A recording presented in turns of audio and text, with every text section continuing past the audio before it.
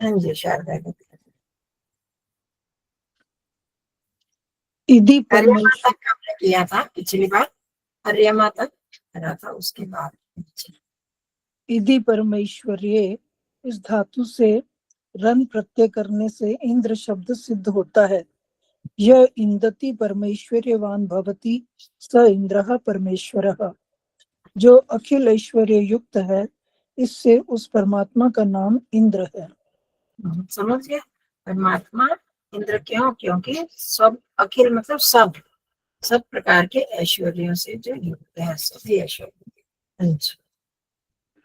बृहत शब्द पूर्वक पार रक्षणे इस धातु से डति प्रत्यय बृहत के तकार का लोप और सुडागम होने से बृहस्पति शब्द सिद्ध होता है। यो बृहताम आकाशादीनाम पति ही स्वामील पालयिता स बृहस्पति। जो बड़ों से भी बड़ा और बड़े आकाश आदि ब्रह्मांडों का स्वामी है, इससे उस परमेश्वर का नाम बृहस्पति है। आप लोगों को ध्यान है कि ये अर्थ शब्द कहाँ से आ रहे हैं? शन्नो मित्र शम वरुणा, इस मंत्र से आ रहे हैं। मित्र अर्यमा, ये अर्थ करे, वरुण भी कर लिया था। उसके बाद ये जो शब्द आगे ये आया इंद्र, और फिर बृहस्पति। तो बृहस्पति जो है बृहताम पति, पति का मतलब आपको पता स्वामी है, जो किसका इतना जो बड़ा ब्रह्मांड है, उस बड़े आकाश आदि यहाँ पर किया। आकाश आदि को भी आकाश को सर्वव्यापक माना जाता है ना। ओम खम ब्रह्म, परमात्मा के समान जो आकाश व्याप्त है, इसलिए उसको, परमात्मा को भी आकाश या खम कहा जाता है। तो बड़ों से दो दो अर्थ लिए, बड़ों से भी बड़ा है और आकाश आदि ब्रह्मांडों का जो स्वामी है, पति है, इसलिए परमात्मा का नाम बृहस्पति है। तो मैंने जो अभी किताब पुस्तक लिखी है, अभी आ जाएगी कुछ दिनों में, तो उसमें हमने यहाँ तक ये सारा हटा दिया। सिर्फ यहाँ से लिखा कि जो बड़ों से भी बड़ा और बड़े आकाश आदि ब्रह्मांडों का स्वामी है, इसलिए परमात्मा का नाम बृहस्पति है। जिससे कि आसानी हो जाएगी। वो सारे ये लकार है, ये प्रत्यय है, ये धातु है, ये हटा दिए हैं। तो फिर बाद में आप पढ़ सकते हैं इसको भी, जो साधारण सामान्य भाषा में करने में, तो वो हमें मुश्किल नहीं लगेगा। जैसे बहुत लोगों को मुश्किल लगने लगता है कि समझ नहीं आती, तो हमने यहाँ भी उसी पर ही फोकस करें ज्यादा, जो क्या अर्थ है। जिनको संस्कृत का जानना चाहते हैं वो तो ध्यान रख सकते हैं, नहीं तो हम इतना कर सकते हैं कि जो बड़ों से बड़ा और बड़े आकाश आदियों का भी जो स्वामी है, तो इन सब का स्वामी तो परमात्मा ही है ना। उनने ही इनकी उत्पत्ति की, इनमें व्याप्त है, सब भूतों को बनाकर आकाश भूत को बनाया, और इससे भी बड़े बड़े ब्रह्मांडों को जो बनाता है, तो इसलिए उसका नाम बृहस्पति है। हाँ जी। विष्णु व्याप्तो इस धातु से नु प्रत्यय होकर विष्णु शब्द सिद्ध हुआ है। वे वेष्टि व्यापनोति चराचरम जगत स विष्णु। चर और अचर रूप जगत में व्यापक होने से परमात्मा का नाम विष्णु है। हाँ जी, यहाँ पर आपके है जगत स विष्णु परमात्मा शब्द भी है कि नहीं, खाली विष्णु तक है? ये खाली विष्णु तक है। और संस्करणों में कैसे? नहीं, परमात्मा भी है। विष्णु परमात्मा, स विष्णु परमात्मा, जगत से विष्णु परमात्मा। वो विष्णु परमात्मा मतलब कि परमात्मा को लेकर चर और अचर रूप जगत, जड़ और चेतन, ये जो संसार है इस जगत में व्यापक होकर होने से उसका नाम विष्णु है। वे वेष्टि व्यापक होती थी, मतलब जो जड़ में भी व्याप्त है और चेतन में भी।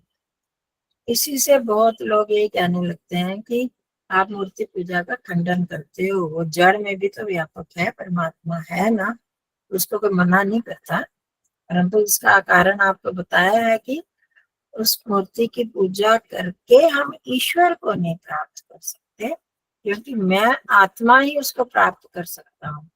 आत्मा को ही अनुभूति होती है ना, हमको शरीर की ज्ञान इंद्रियों को तो नहीं होती। मूर्ति को हम देखते हैं, आंखों से देखते हैं, उसमें मैं आत्मा प्रवेश नहीं कर सकती उसमें। तो परमात्मा जो है वहां पर जहाँ पर मैं भी होऊंगा और परमात्मा भी होंगे, वहीं पर तो उसका हम साक्षात कर सकते हैं ना। तो इसलिए मूर्ति में मैं आत्मा तो घुस नहीं सकता, तो अपने में मैं हूं ही और यहीं पर परमात्मा भी है, तो वहां पर क्यों ना किया जाए, क्यों आगे वहां पर उसको, जो जहाँ हम जा ही नहीं सकते तो उसका साक्षात कैसे होगा। तो यहाँ पर मतलब उस चीज को मैं बताना चाह रही हूँ कि चर और अचर, जड़ और चेतन, ये जानते हो ना। चर तो जो चलते फिरती चीज है, चेतन। अचर जो चलने फिरने वाला नहीं है, वो जड़ हो गया। तो इन दोनों में ही परमात्मा जो व्यापक है, इसलिए वो विष्णु है। उरुर्महान क्रमः पराक्रमो यस्य स उरुक्रमः। अनंत पराक्रम युक्त होने से परमात्मा का नाम उरुक्रम है। जो परमात्मा उरु का मतलब समझ लो, जहां भी उरु शब्द आए तो उरु का मतलब महान या बहुत ज्यादा है। मंत्रों में बहुत बड़ा आता है। तो ये कुछ कुछ शब्दों के अर्थ जैसे समझते जाओगे ना, तो जहां जहां भी मंत्र होंगे, ठीक है पूरा अर्थ ना भी आए तो उस शब्द पर हम फोकस कर सकते हैं। बृहस्पति शब्द बहुत जगह आता है, तो हमें पता चल गया कि बृहस्पति का ये अर्थ है, उरु का ये अर्थ है। तो ये इस तरह से थोड़ा सा आप अर्थ समझ सकते हैं। हाँ जी।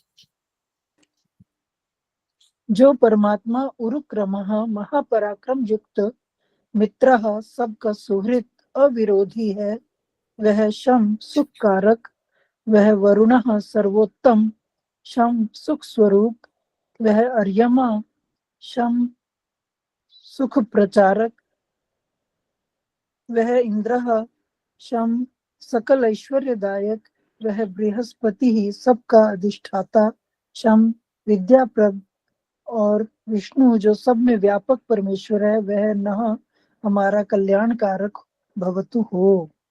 हाँ, तो अब इसको मंत्र के साथ जोड़ दिया इन्होंने। शन्नो मित्र शम वरुण शन्नो भवत्वर्यमा। तो अब शम शम शब्द आया ना वहां पर, तो अब वो जो परमात्मा के अलग अलग नाम, तो हर नाम के साथ शम, वो हमारा कल्याणकारी हो हमारे लिए। उरुक्रम जो है वो कल्याणकारी हो, मित्र कल्याणकारी हो, तो सुख कारक हो। कई बार सुख कारक, सुख स्वरूप, सुख प्रचारक, ये अलग अलग अर्थ लिए महर्षि ने। इंद्र, जैसे इंद्र का अर्थ सकल ऐश्वर्य युक्त है, तो उसके साथ श्याम ले लिया, ऐश्वर्य प्रदायक, ऐश्वर्य देने वाला है, सबका अधिष्ठाता। तो इस तरह से वहां पर वही अर्थ है, उनको श्याम के साथ जोड़कर ये हमारे लिए उस दृष्टि से, जैसे जैसे उसको गुण का हम वर्णन कर रहे हैं, उस दृष्टि से वो हमारे लिए कल्याणकारक हो। ये यहाँ पर अर्थ एक संक्षेप में पूरे का दे दिया है, तो पहले भाग का दिया है। उसके बाद वायो ते ब्रह्मणे नमोस्तु बृह वृद्धौ।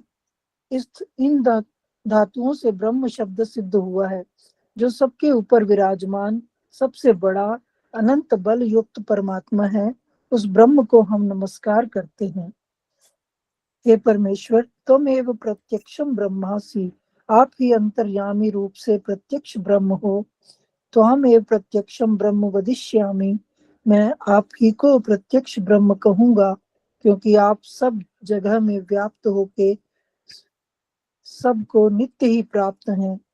ऋतम वदिष्यामि, जो आपकी वेदस्थ यथार्थ आज्ञा है, उसी को मैं सबके लिए उपदेश और आचरण भी करूंगा। सत्यम वदिष्यामि, सत्य बोलूं, सत्य मानूं और सत्य ही करूंगा। तन माम अवतु, सो आप मेरी रक्षा कीजिए। तद वक्तारम अवतु, सो आप मुझ आप सत्य वक्ता की रक्षा कीजिए, कि जिससे आपकी आज्ञा में मेरी बुद्धि स्थिर होकर विरुद्ध कभी ना हो। क्योंकि जो आपकी आज्ञा है वही धर्म, और जो विरुद्ध वही अधर्म है। अवतु माम अवतु वक्तारम, यह दूसरी बार पाठ अधिकार्थ के लिए है। जैसे कश्चित कंचित प्रतिवदति त्वम ग्रामम गच्छ गच्छ, इसमें दो बार क्रिया के उच्चारण से तू शीघ्र ही गांव ग्राम को जा, ऐसा सिद्ध होता है। ऐसे ही यहाँ की आप मेरी अवश्य रक्षा करो, अर्थात धर्म में सुनिश्चित और अधर्म से घृणा सदा करूं, ऐसी कृपा मुझ पर कीजिए, मैं आपका बड़ा उपकार मानूंगा। तो देखो कितने बड़ा उस मंत्र भी बड़ा है और उसका अर्थ भी बड़ा ऋषि ने। आप ये देखो जो जो गुण लिया है परमात्मा का और जो जो प्रार्थना की है उसमें, उसके साथ साथ उन गुणों को भी और उस कैसे कैसे जोड़ जोड़ कर ऋषि ने लिखा, हम यहाँ पर करते हैं बात। तो ब्रह्म का जो अर्थ है कि सबसे ऊपर विराजमान, सबसे बड़ा अनंत बल युक्त है, इसलिए परमात्मा का नाम ब्रह्म है। वायुते ब्रह्मणो नमस्तु आता है ना बीच में। तो हे परमात्मा, आप ही अंतर्यामी रूप से प्रत्यक्ष ब्रह्म हो। तो मैं आपको ही ब्रह्म ऋतम प्रत्यक्षम ब्रह्म वदिष्यामि, क्योंकि आप सब जगह व्यापक हो, इसलिए मैं आपको ही ब्रह्म कहूंगा। ब्रह्म कौन है? जो सब जगह व्यापक है, सबसे बड़ा है। और फिर यहाँ पर देखो, ऋतम वदिष्यामि, जो आपकी वेदस्थ यथार्थ याद है उसी को ही मैं उपदेश और आचरण भी करूंगा। ऋतम वदिष्यामि सिर्फ है, यहाँ पर सत्य ही बोलूंगा। शाब्दिक अर्थ लें तो ऋतु को बोलूंगा, तो उन्होंने कहा कि बोलना ही नहीं है, आचरण भी करना है। बोलने का मतलब सिर्फ शाब्दिक रूप से हम बोल दें और आचरण में ना लाए। मेरे को किसी से घृणा नहीं करनी चाहिए, ये मैंने बोल तो दिया, बोलते हैं बहुत बोलते हैं, नहीं तो तोते वाली कहानी हो जाएगी ना, बहेलिया आएगा दाना डालेगा फंसना मत। तो वो बोलते रहते हैं, फंसते जाते हैं। तो यही हमारी बात है कि हम भी यही कहते हैं कि सत्य के ग्रहण करने या सत्य को छोड़ने में सदा उद्यत रहना चाहिए, पर आचरण में नहीं लाते। तो अब विषय यही कह रहे हैं, ऋतम वदिष्यामि का मतलब सिर्फ बोलना ही नहीं है, उसको आचरण में भी लाऊंगा, आचरण भी करूंगा। और सत्य इसी तरह सत्य बोलना भी और मानना भी और आचरण में भी लाना है।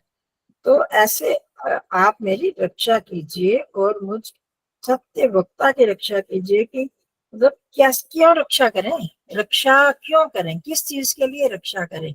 उसका कोई उद्देश्य भी तो होना चाहिए ना।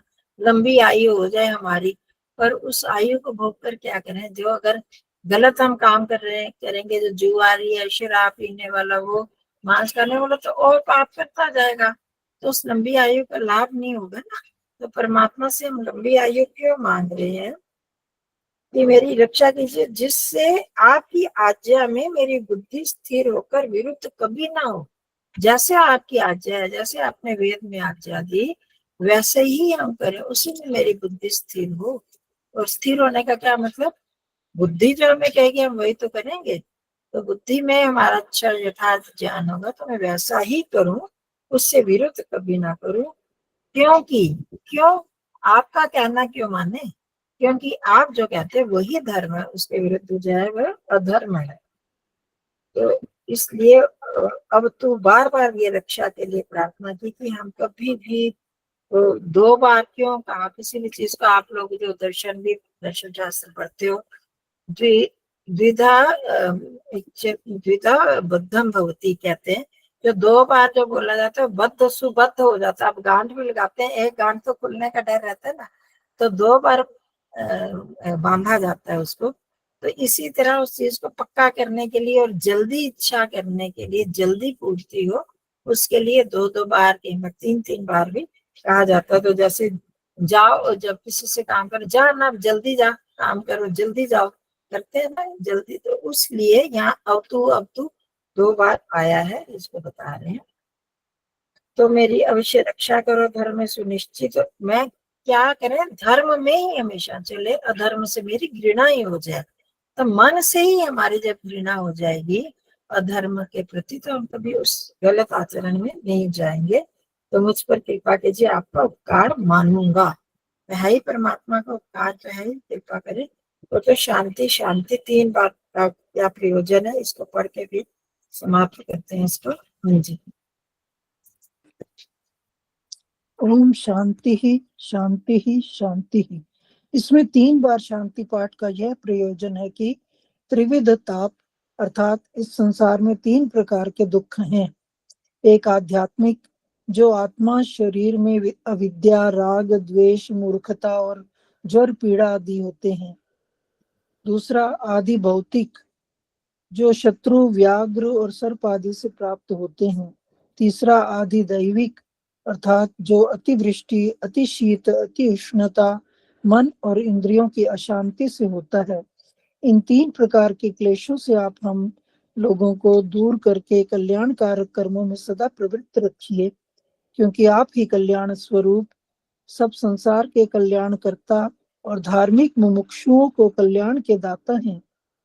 इसलिए आप स्वयं अपनी करुणा से सब जीवों के हृदय में प्रकाशित कीजिए कि जिससे सब जीव धर्म का आचरण और अधर्म को छोड़ के परम आनंद को प्राप्त हों और दुखों से पृथक रहें। हाँ जी, तो सब आप जानते हैं आध्यात्मिक, आदि दैविक और आदि भौतिक दुखों की 3 प्रकार के दुख हैं। शांति शांति हम करते हैं और सांख्य दर्शन का पहला ही सूत्र बताता है त्रिविध दुख अत्यंत निवृत्ति अत्यंत पुरुषार्थ। तो वो जीवन का उद्देश्य ही वही है और इस मंत्र में भी वही उद्देश्य बताते हुए ऋषि शांति शांति का अर्थ करते हैं। अब यहाँ पर आपकी शंका होगी, जो 2 लोगों ने हाथ उठाए हैं, नीलम जी ने भी और जागृति ने भी, यहाँ पर थोड़ा सा जो क्लासिफिकेशन इनकी किया ना विभाग आध्यात्मिक, आदि दैविक और आदि भौतिक दुखों में, उसमें थोड़ी सी कुछ भ्रांति सी लगती है हम लोगों को, हमको क्या विद्वानों को भी लगती है। उसमें आदि दैविक जो दुख है उसमें मन और इंद्रियों का बताया गया वो, जबकि आध्यात्मिक में आना चाहिए। तो मतलब हमारी दृष्टि से उसमें आना, जब ऋषि जी ने क्यों किस दृष्टि से लिखा समझ में नहीं आया हमको, तो इस पर बहुत चर्चा होती है, शिविरों में भी कई बार होती है, जब पढ़ते हैं तब भी होती है। अभी पिछले दिनों जब मैं ये सत्यार्थ प्रकाश का कर रही थी तब भी मैंने पूछा था वहां पर, तो हमने फिर उस दृष्टि से इसका विभाग किया ही नहीं जिसमें किसी को शंका हो। तो इतना तो पता है कि 3 प्रकार के दुख जो प्रकृति की तरफ से मिलते हैं वही आधिदैविक दुख है। हाँ, इतना है कि जो भी दुख हमको मिलता है, चाहे आधिदैविक हो चाहे आध्यात्मिक हो, वो बाद में जो आधिभौतिक हो वो भी बाद में आध्यात्मिक बन ही जाता है।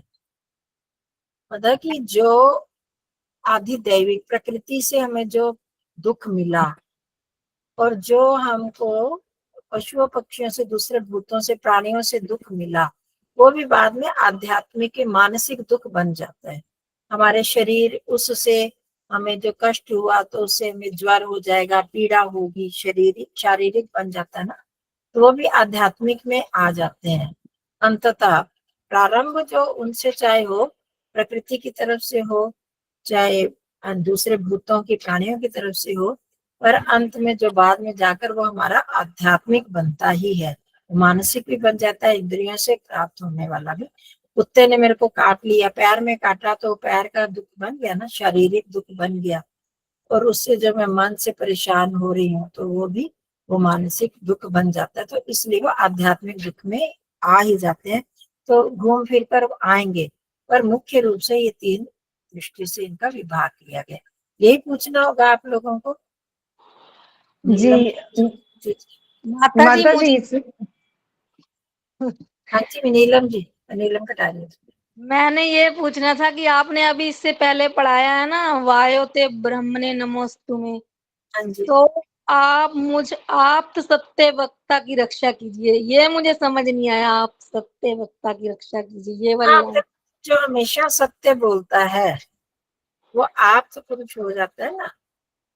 जब अच्छा, आप के लक्षणों में बात आती है कि जो हमेशा सत्य बोलता है, तो यह सत्य वक्ता के साथ आप विशेषण लगाया है कि मैं भी आप पुरुषों की तरह ही हमेशा सत्य बोलता हूँ, तो फिर मेरी भी रक्षा कीजिए। सत्य बोलता हूँ तो सत्य का आचरण भी हो रहा है उसमें। उपाय ना बाधा, सत्य ठीक है जी। बोलते हैं तो सत्य का आचरण भी करो, खाली शाब्दिक रूप से नहीं आचरण करने वाला, तो ऐसा व्यक्ति ही तो आप होता है ना, उसी की रक्षा होगी। जो असत्य कौन है, जो चंचल असत्य इको हो रही आवाज। बंद कर दिया, बंद कर दिया, म्यूट किया, उनको पता नहीं हाँ, रहता। कंचन जी, मेरा एक सवाल है। तीसरा आधिदैविक अर्थात जो अतिवृष्टि, अति शीत, अति उष्णता मन और इंद्रियों की अशांति से होता है, तो यहाँ पर मन और इंद्रियों की अशांति तो आध्यात्मिक कष्ट से हाँ हो जी, गई जब ना। से मैंने, हाँ अभी मैंने इसी की ही व्याख्या की है। अब यही हाँ मैं जी। बता रही थी कि आप लोगों की ये शंका होगी, स्वाभाविक है, सबको होता है कि ऋषि ने यहाँ पर क्यों इनको डाल दिया आदिदैविक में। तो नहीं, पर उसको, ये मन और इंद्रियों की शांति तो उन्होंने साथ में कही ही है ना कि हाँ जी, हाँ आ, जी, हाँ, हाँ वही it बता is- रही थी, वही हाँ बता जी। रही हूँ। हम्म, उसी की इतनी देर आपका ध्यान जब कहीं और था, या अपने प्रश्न पर ही था, तो हमने इसका समाधान भी किया है कि आदि दैविक जो हमें दुख मिलते हैं ना, आदि दैविक दुख कौन से प्रकृति की तरफ से मिलते हैं, जो अतिवृष्टि अनावृष्टि और जो भूचाल वगैरह आ गया, जो भूकंप इत्यादि जो भी प्रकृति के होते हैं, तो उनसे जो दुख मिला वो भी अंततः इंद्रियां और मन में आ जाता है ना। उससे मेरे बिल्कुल। शरीर को नुकसान हुआ है ना, शरीर में कोई कष्ट हो गया, किसी ने, पशु ने काट लिया, या प्रकृति की तरफ से जो मिला, तो वो भी फिर मन, मानसिक दुख बन जाता है, वो भी मन में आ जाता है। शरीर में जो चोट लगी, कोई कष्ट हुआ, तो वो शरीर इंद्रियों में भी आ जाता है। तो इसलिए वहां पर इंद्रिय और मन को भी ले लिया गया है। ठीक है, ठीक है जी। मुख्य रूप से तो आध्यात्मिक होता है, तो गौण रूप से। ठीक है, हाँ जी, नीलम जी कुछ हाँ जो आप पूछ रहे थे, होगा आपका समाधान हो गया। हाँ जी, आ गया समझ। जो सत्य बोलता है, सत्य में स्थिर होता है, वो आप पुरुष बन जाता है। तो वो हाँ कह रहे जी, कि हमारी रक्षा कीजिए। ठीक है, ओके, चलो आगे अब तो प्रश्न। माता लेकिन जी ये जो हम लेकिन बहन जी, मन इसमें मुझ एक आप मिनट, संतोष जी एक मिनट, जागृति जी पूछ रही थी, फिर आप पूछिएगा। हाँ जी, हाँ जी जागृति। जी माता जी, हम ये जो आदि दैविक जो बताया है और महर्षि जी ने इसको आदि दैविक की कोटि में डाला हुआ है ना, तो उसमें इस प्रसंग में हम ऐसा मान सकते हैं कि जो 33 क्या मान सकते? कोटि जो 33 कोटि जो देवता बताए हैं ना, उसमें हमें 5 इंद्रियां, ज्ञानेंद्रियां भी उसमें उन्होंने बताया है ना, तो वो दृष्टि से हम इसे मान सकते हैं, क्योंकि वो भी तो प्रकृति से बना हुआ है ना, जैसे मन हमारा प्राकृतिक है, प्रकृति से ही बना हुआ है। हाँ वो तो सब बने ही हुए हैं, और वहाँ जो आपत्ति आनी चाहिए वो तो किसी तरह में हम उसको लगा तो सकते, कहीं ना कहीं से उसकी वो की जा सकती है, किसको बोलते हैं कि ऊहा करके हम कर सकते हैं। पर वैसे जहां भी कहीं इसका विभाजन किया जाता है, मुख्य रूप में ही माना जाता है। मैंने जैसे आपको बताया कि घुमा फिरा कर सब आध्यात्मिक में आ ही जाते हैं, पर जो उनका जो मूल कारण होता है वो ये जब उसकी परिभाषा ही की गई कि जो प्रकृति से होने वाले कष्ट है वही आदि दैविक में आते हैं।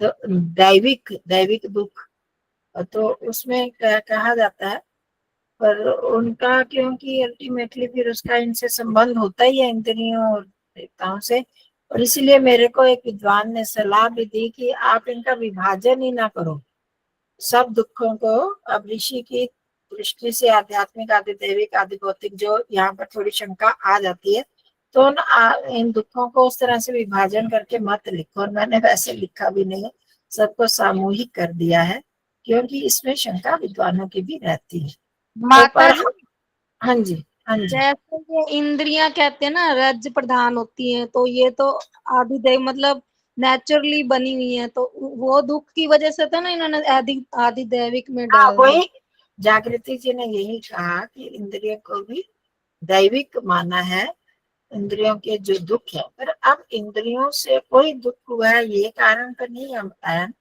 इंद्रियों को जो दुख होता है, मन में जो दुख होता है, तो वो उस दृष्टि से है। तो आप कैसे भी मान लो, कहीं ना कहीं से घुमा फिरा कर अर्थ कम जोड़ना चाहें तो जोड़ सकते हैं, या कोई ऐसा नहीं। हाँ जी संतोष भाई सर, आप क्या कह रहे हैं? ये जो मुझे भी थोड़ा और थोड़ा समझा समझा दीजिए। तद्वक्तारम अवतु मुझ आप तो सत्य वक्ता, आप तो सत्य वक्ता क्यों बोला है?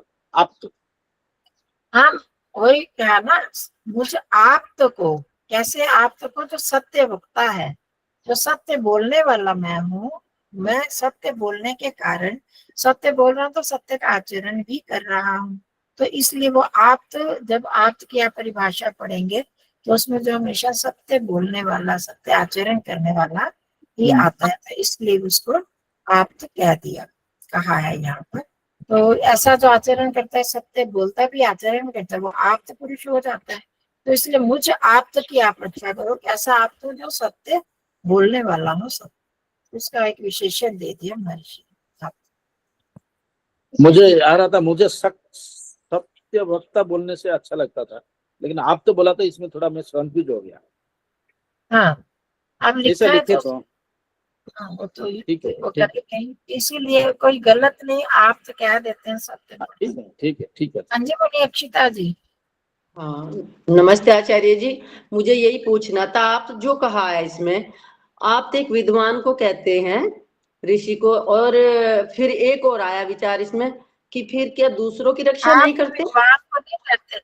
हाँ जी, मन पे सबसे पहले तो ये समझ लो कि आप तो खाली विद्वान को नहीं कहते, विद्वान तो शाब्दिक विद्वान भी होता है। आप तो जो सत्य को का नहीं आचरण करते? करने वाला, हाँ, इसमें बहुत सारी विद्वान भी होता है, पर आप तो जो सत्य का आचरण करने वाला होता है ना, उसको बोलते हैं। हाँ जी, आगे। हाँ, फिर इसमें मुझे एक विचार और आया, आप तो लोगों के जो हम आचरण करें और उनके आज्ञा का पालन करें, तो उसकी रक्षा करें, वो ऐसी प्रार्थना कर रहा है परमात्मा से। लेकिन हाँ जो जी। दूसरे लोग हैं, उनकी भी तो रक्षा करते हैं परमात्मा, उनकी रक्षा कैसे करते हैं? हाँ, चलो, आप तो लोगों को सत्य बोलो, सत्य करो, सत्य जानो, ये तीनों हो गया, तो ये जानना चाह रही थी। तो ठीक है, परमात्मा के लिए सब एक समान है ना। परमात्मा चाहते क्या है, आप सब जीव का हित चाहते हैं ना, प्राणी मात्र का हित चाहते हैं।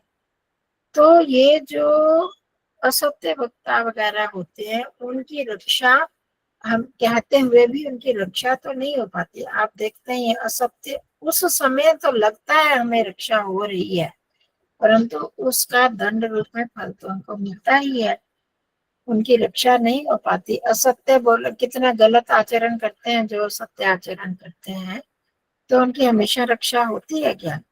उनको कभी ना कभी तो उसका फल मिलता ही है। हमारे कर्मों का फल जो हमें प्रत्यक्ष रूप से मिल रहा है, हम सिर्फ उसको नहीं बोलेंगे, ठीक है। तो जो असत्य बोलने वाले को उस असत्य का फल कभी ना कभी मिलेगा, चाहे हमें पता चले या नहीं चले। दूसरी दृष्टि से दूसरा बिंदु देखते हैं हम, तो परमात्मा सबका ही पिता है, तो उस दृष्टि से उसने सबको प्रकाश भी देना है, वायु भी देनी है, सांस देने है, जब तक उसका जीवन है उनको मौका तो देता ही है। इस तरह से ऊपर ऊपर की रक्षा करके जिससे जीवन चले, उस तरह की रक्षा करना उसका अपना कर्तव्य है, परमात्मा का स्वभाव है, वो तो वैसी रक्षा करेगा ही। अब ये जो अलग से रक्षा की प्रार्थना की गई, सत्य बोलने वाले की रक्षा कीजिए, कि मैं धर्म का आचरण करता रहूं, मुख्य रूप में वो है कि वो धर्म का आचरण करते हुए मैं अपने जीवन के लक्ष्य को प्राप्त कर सकूं, उस दृष्टि से रक्षा की प्रार्थना कर रहा है एक उपासक। अब ये जो असत्य वक्ता वो इस तरह से उपासना नहीं कर सकता, ना ही ऐसी प्रार्थना वो कर सकता है। कभी कोई नहीं कहे कि मुझे सत्य वाले की रक्षा करो, और ना होती नहीं है, उस दृष्टि से उसका फल तो उसको मिलेगा ही, ठीक है, उसका फल समय पर मिलता है उसको। तो बस इतना, आज सब अपने आप